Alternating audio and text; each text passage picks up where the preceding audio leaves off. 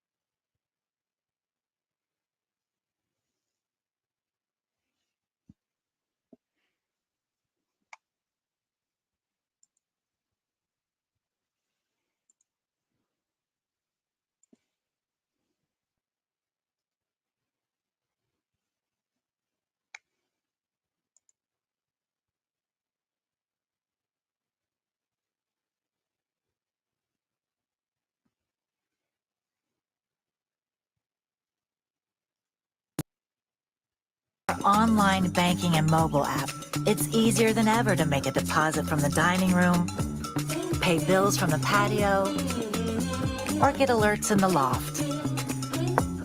The convenience of First Midwest Bank, right from your own home. Get started today.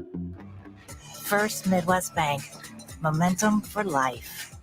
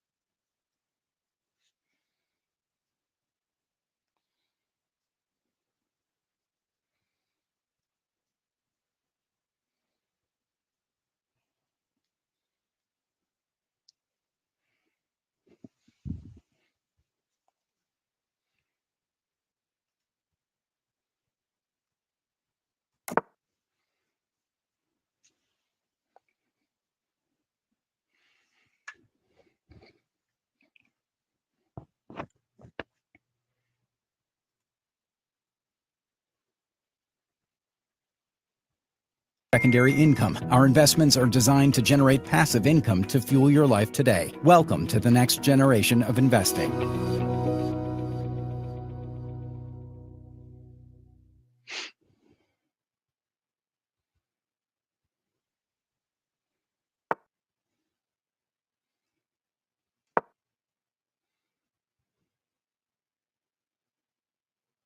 Online. We spend half a year making single courses. It takes a lot of time and energy. So they're looking for ways to bring on part of their catalog at a super high quality without too much expenditure from their instructors, allowing them to focus on their higher level courses that universities sort of differentiate on. So we've seen a lot of inbound in, for example, our Florida Polytechnic pilot program over the summer.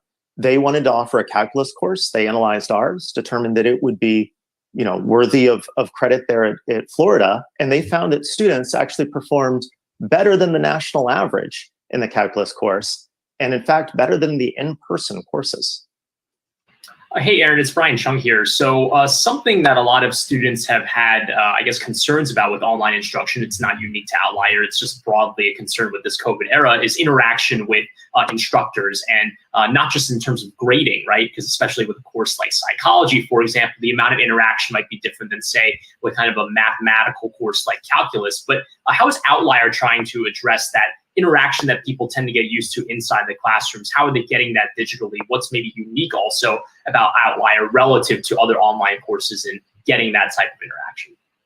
That's a great question. When I looked around and tried to figure out why we don't have a great online set of college courses, one of the main theories was they're lonely. People want to do these courses with other people. That's how I survived computer science in undergrad, is having a great group of friends to go through it with. And when I talk to students, what you find, and keep in mind, we take a lot of our inspiration from video games. Our VP of product, Michael Astolfi, and I used to write video games together. So we thought about, how do you learn a video game? You learn from the other players. So you can learn an incredibly complex system from your peers. So what we did is we tried to set up an environment, and we just use real-time chat communication to get students together to work and learn from each other and help each other through the course. Now, this is great because it applies two things. One is sort of social pressure with your cohort. You want to do well. And secondly, you get that nice reward of being able to help another student and be seen as competent and to use your skills in a way that's sort of socially beneficial. And one of my favorite things to see is at the end of the class, we'll see messages like, hey, this was really fun. Who wants to stay friends after this? And our hope is that our students will end up lifelong friends. Yeah, it's been fascinating to watch the education space overall, especially seeing how much we have seen it shaken up over the last 6 months in this pandemic. Aaron Rasmussen, good to have you on today. He's the founder and CEO of Outlier.org. Thank you so much for having me.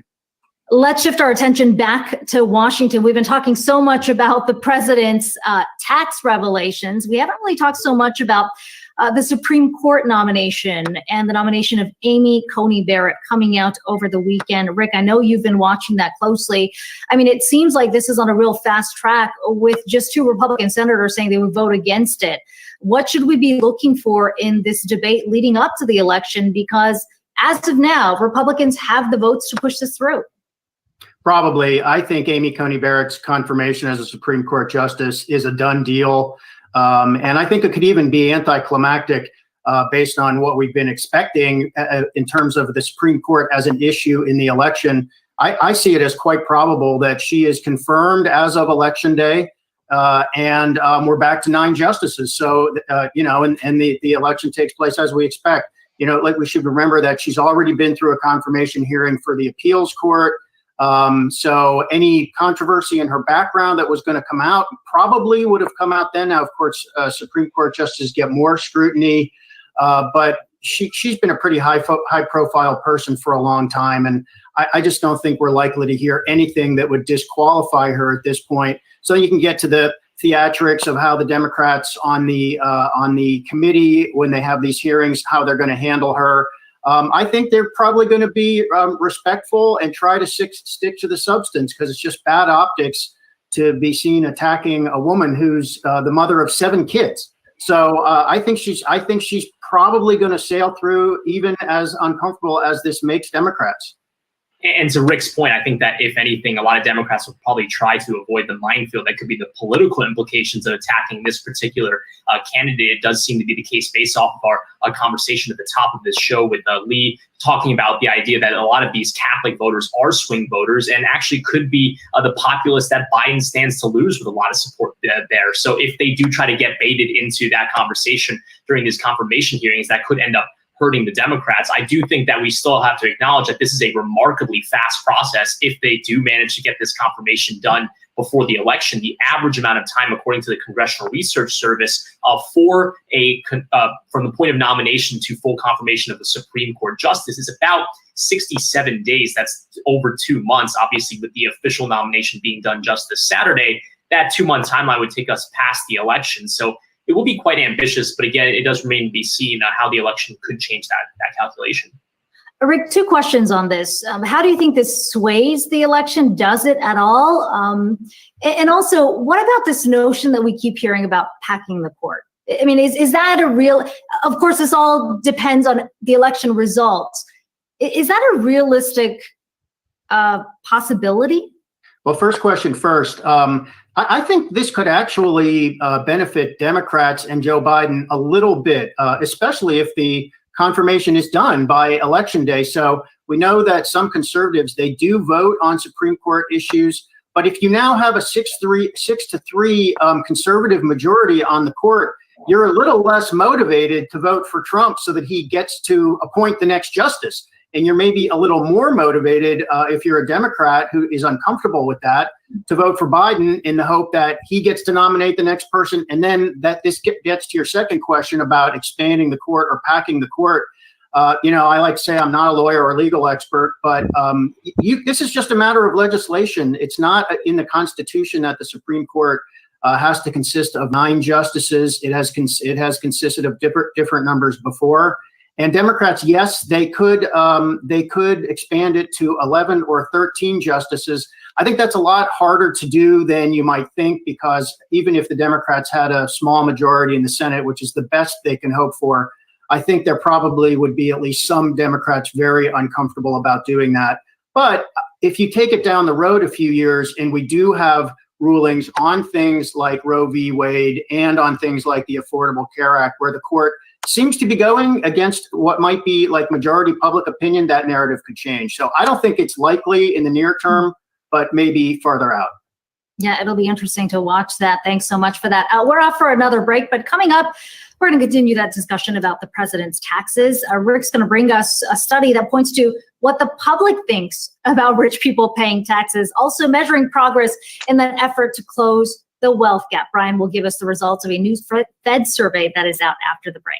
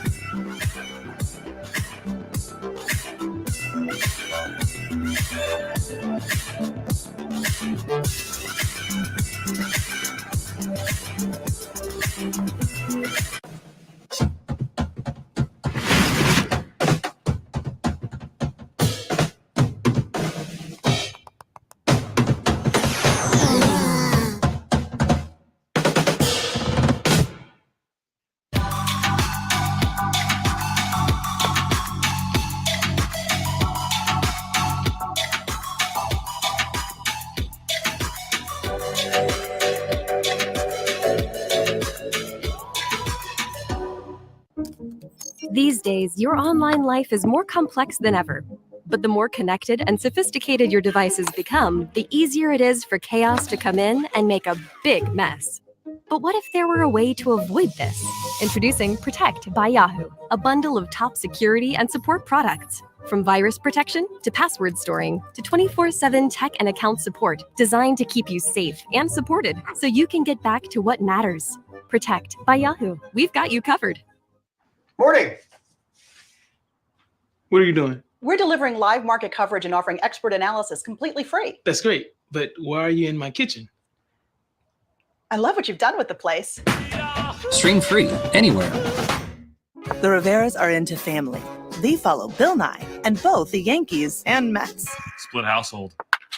Pick what you like, and the Yahoo Video channel makes a personalized reel from the topics you follow just for you. Channel yourself with the Yahoo Video channel.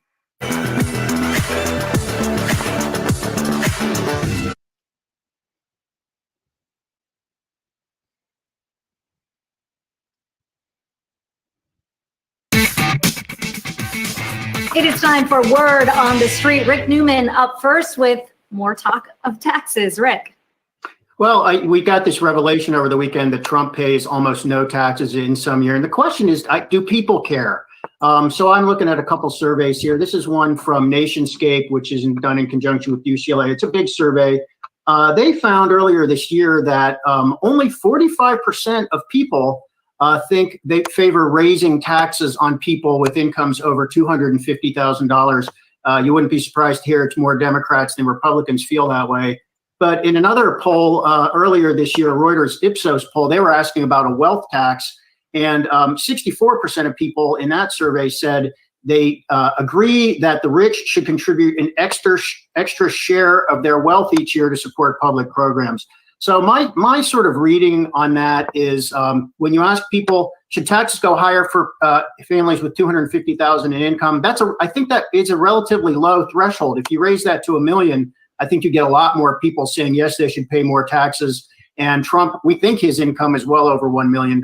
So people probably think Trump should be paying a lot more. And Brian, what are you watching? I know you're looking at the Fed survey here about the racial wealth gap, something we've talked about so much over the last several months. How much progress is actually being made? Well, not a lot of, Kiko. So the Federal Reserve released its survey of consumer finances. This is something that they do every 3 years. So the 2019 print, which obviously covers the pre-pandemic period, shows that the racial wealth gap really didn't close all that much between Black and white families. The median wealth of the white family during 2019 was $188,000. That's about 8 times larger than the median Black family wealth of $24,100 during 2019. However, growth rates were quite fast for Black and Hispanic families, specifically during the 3-year period between 2016 and 2019.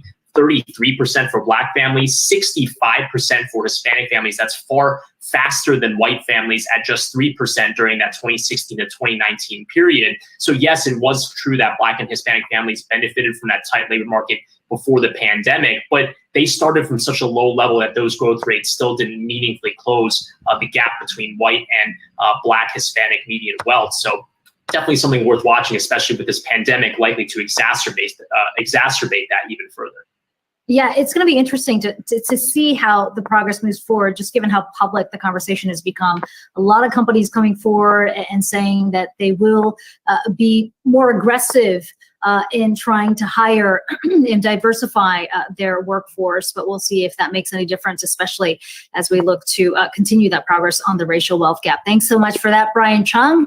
Rick Newman joining us for the hour. Before we let you go, quick check on the markets. We've seen the Dow come off of its highs in the session, but it is still up 527 points here. The NASDAQ up 147 and the S&P 500 up 53. Markets certainly in rally mode after 4 straight weeks of declines, looking to recover some of those losses. And we will continue to track that for you here on Yahoo Finance. That does it for us on The Move, but the ticker is coming up next.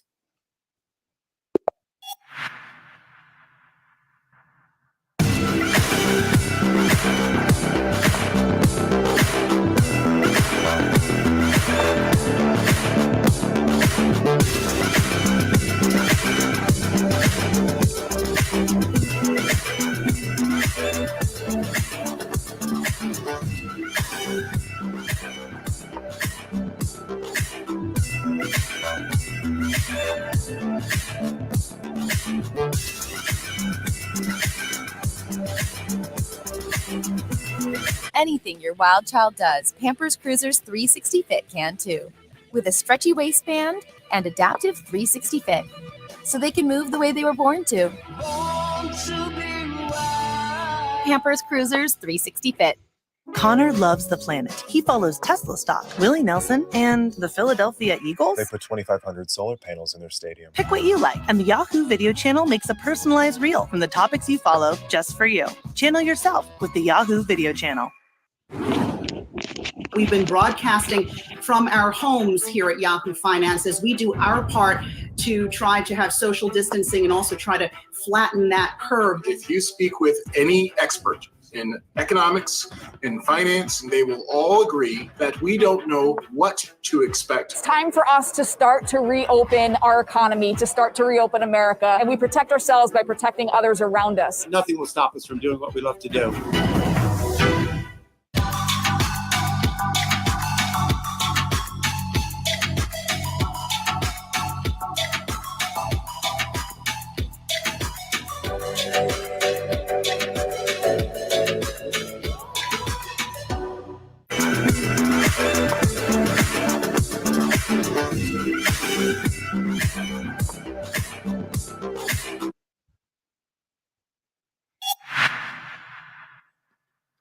Welcome into live market coverage here on The Ticker. I'm Zach Guzman. And right now, a hot start to the week after we saw 4 straight weeks of decline last week. Today, stocks off to a nice start as the Dow leads gains up nearly 2% in the afternoon trade right now. The NASDAQ and the S&P also in the green. When you look at the S&P on a sector-by-sector basis right now, every sector, all 11, are in the green. Energy leading the gains here, up more than 3% as, again, renewed strength in crude pushes prices there on WTI up above $40.50 a barrel. We'll be tracking all of that and bringing the updates as we get them. And right now, I just want to highlight the biggest mover in the Dow. Boeing shares up about 7% today in the afternoon trade. Last week, we got the update from Reuters that FAA Chief Steve Dickson is set to conduct an evaluation flight at the controls of that troubled Boeing 737 MAX model. Of course, that model has been grounded since 2 fatal crashes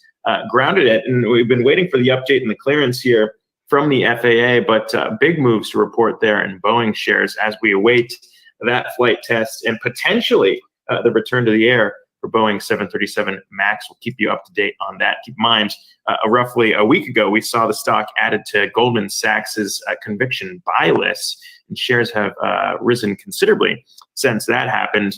Also, some groundbreaking news from the New York Times here in regards to President Trump's tax returns, showing some shocking findings there that we're going to get into later on in the show, claiming that the president paid just $750 in federal income taxes the year he won the presidency, also highlighting some other worrying findings from those filings that they did not reveal where they came from, but a lot to discuss there, including some questions surrounding write-offs in regards to consulting fees President Trump paid his daughter, Ivanka Trump. We'll get into that later on in the show with a tax expert. But want to start the show here by highlighting the market moves here as we're about 4% off those lows, and the S&P flirted with correction territory last week. And there's a lot of questions about this rotation potentially here out of tech and into cyclicals. So here to discuss the latest market moves with us to kick off the show today is our first guest, Aaron Dessen from Payne Capital Management, a financial advisor there with that firm. Aaron, thanks so much for joining us here. Interesting, I guess, questions investors had for us today in regards to the moves that we're seeing now. Some people saying we're out of the woods. We had Fundstrat Tom Lee coming out last week saying that there's a bit of an all clear at the 32.44 level in the S&P 500. What do you make of the moves here in this hot start to the week? Are you considering the same thing here, that we might be out of the woods now? It's hard to say. I think we may be out of the woods. Definitely, as far as the economy, we're seeing a lot of signs that are pointing to the fact that we're still in a continued V-shaped recovery. So I think that's definitely playing on investors' minds and pushing markets higher. Yeah, for Morgan Stanley, I mean, when we think about out of the woods, obviously there was a couple fears here when we saw the NASDAQ enter correction territory. You have COVID-19 and the second wave potentially we're seeing as New York reported more than 1,000 new cases for the first time we've seen since earlier in the summer. You also have election uncertainty with the debate tomorrow night.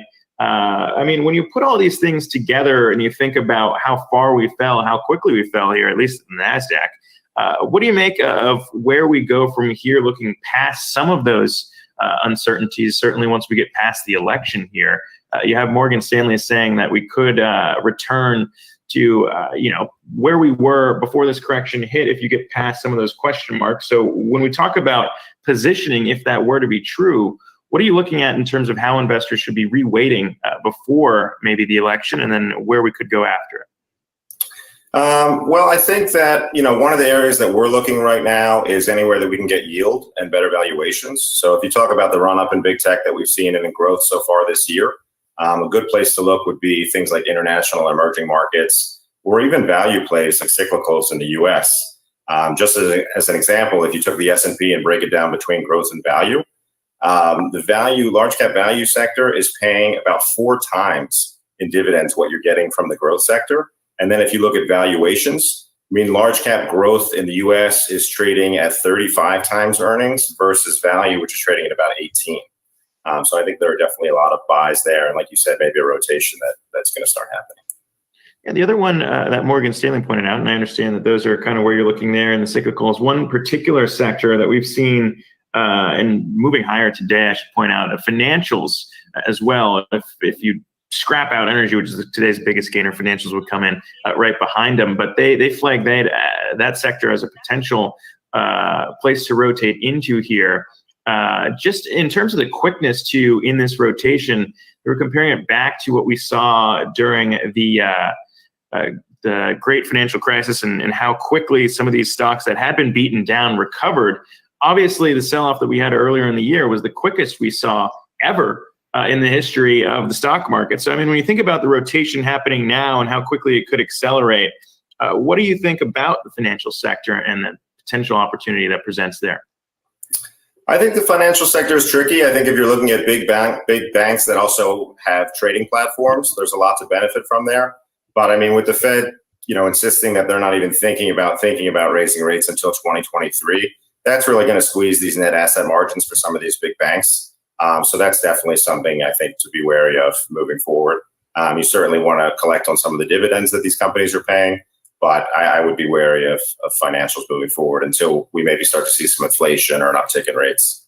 The one good thing that I think some investors are looking forward to is more of a focus. Obviously, we've talked about this ad nauseum about the market not enjoying close elections and uncertainty there around the election. But when you move past it, I think some investors are saying it might be nice to focus back on earnings, especially when we think about these upward revisions. As Morgan Stanley points out in their latest report here, earnings revisions have rebounded sharply, a net 27% positive revision ratio in just 25 weeks. When they compare back to what we saw during that 08-09 crisis, that move took 45 weeks. So again, happening a lot quicker here in terms of the idea of more positive news coming when we get some bigger reports here in Q3. What do you make about that focus and how potentially that could take some of the volatility questions we've been discussing out of the equation and maybe shift the focus away from the dysfunction that we've seen play out so far in Washington, D.C. over that next stimulus bill? That's a great point. I think earnings should be a huge focus. And as we start to see these numbers turn around, with Q3 numbers coming out and companies starting to give guidance for Q4 and beyond, I think that's really going to weigh more heavy on investors' minds than what's happening with the uncertainties with the election. And typically when you look at election years, there's definitely some headwinds and some volatility in markets leading up to the election. But afterwards, just with that gain certainty with, okay, we know who's going to be in office and we can kind of go from here. You tend to see markets, I think, on average, take off about 5% in the later half of the year after the election.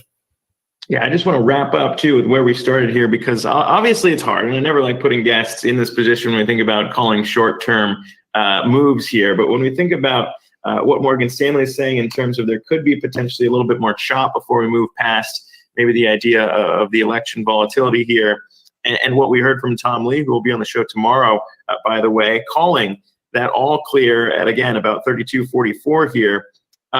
Still about 4% off the correction lows that we have.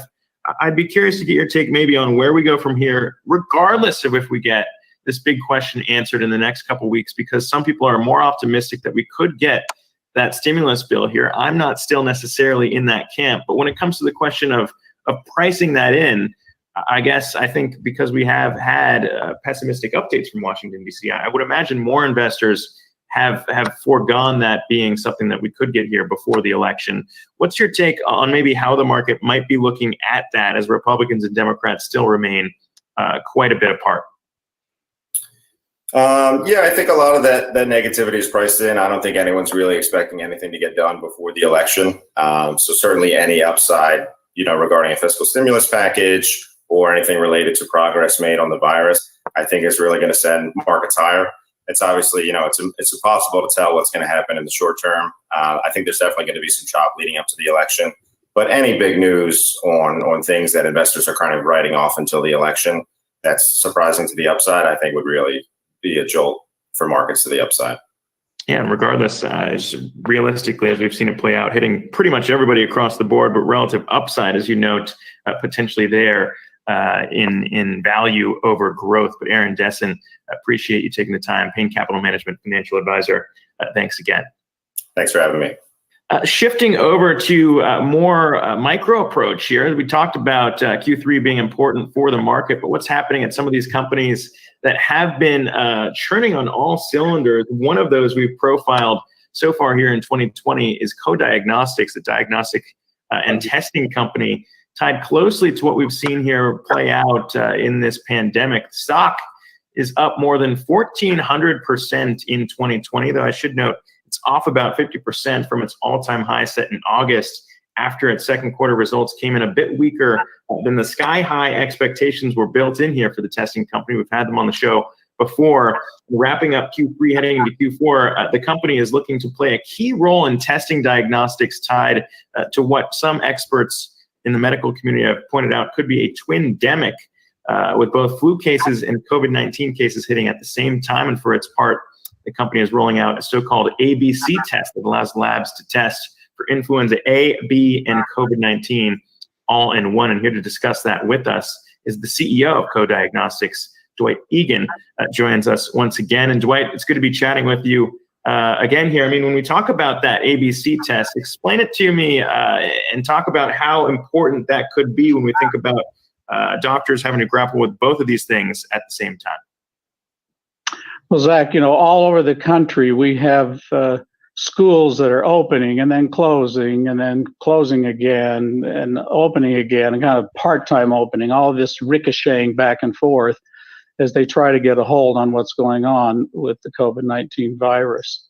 And our new ABC test is designed to alert the doctor and patient to whether or not the patient has either flu A, flu B, or COVID-19.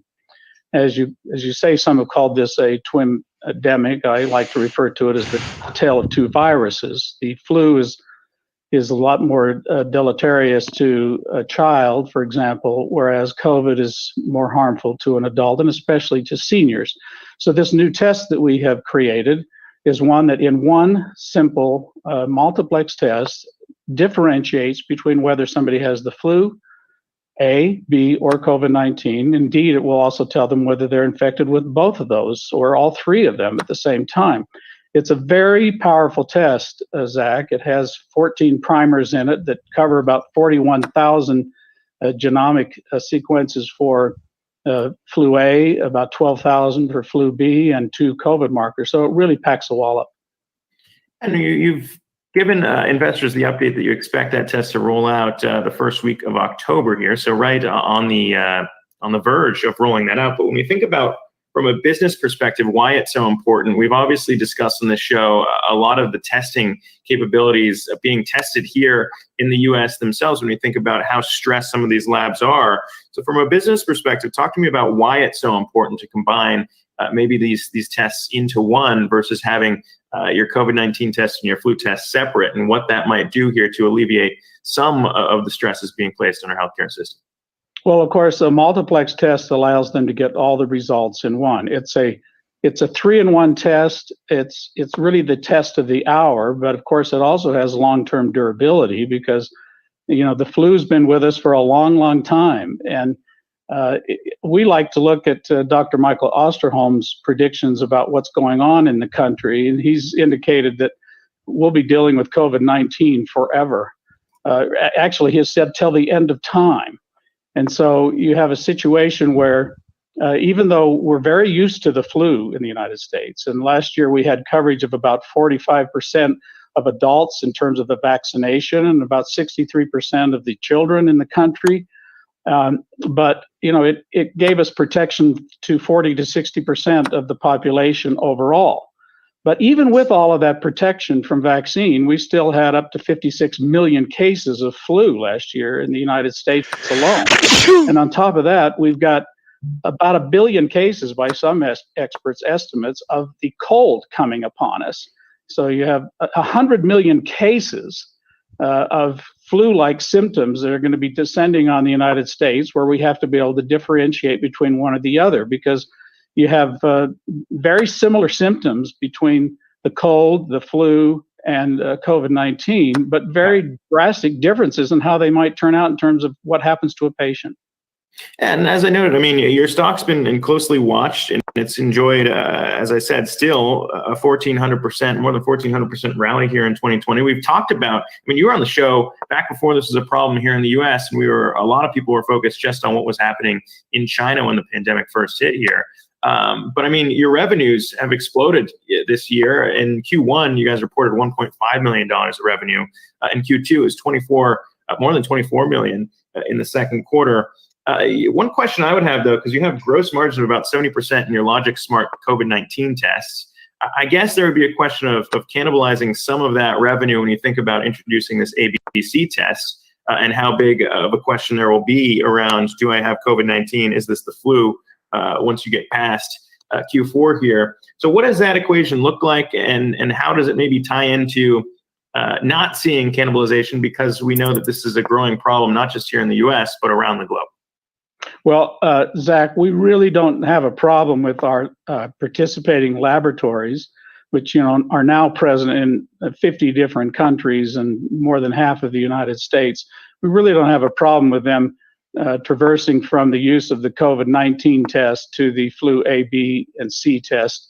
It's to us, that's a natural progression, and I think there's just going to be more efficiency in a very high throughput setting. Some of our customers, like the Clinical Reference Lab of Lenexa, Kansas, they service 14 different universities and many different businesses, and to be able to give them a multiplex test that tests everything all at once is a natural progression for us. And there'll be some people that just want to use the COVID-19 test, but we don't really view it as a cannibalization. We just view it as a natural progression into a more sophisticated multiplexed environment, which is where we shine at Co-Diagnostics. Our technology is one of the best multiplexing technologies in the world. And lastly, I mean, when we think about what you discussed right after we got those Q2 results, obviously a lot of people are going to be watching for what happens here in Q3 as you wrap it up and deliver those results. But I guess my question to you would be what you're most excited about. Obviously, 70% margins on those. I'm not sure what you're going to see here in this ABC test, but I'm not sure also what you're most excited about when we think about rolling those tests out. You have that partnership with CoSara Diagnostics, your India joint venture there. Obviously, a lot of tests coming through in India. So what would have you, I guess, most interested to see how it plays out here in the Q3 when you look at maybe global expansion versus this new test, and how all of those things might contribute to, again, incredible growth here in terms of revenues when you get to Q3?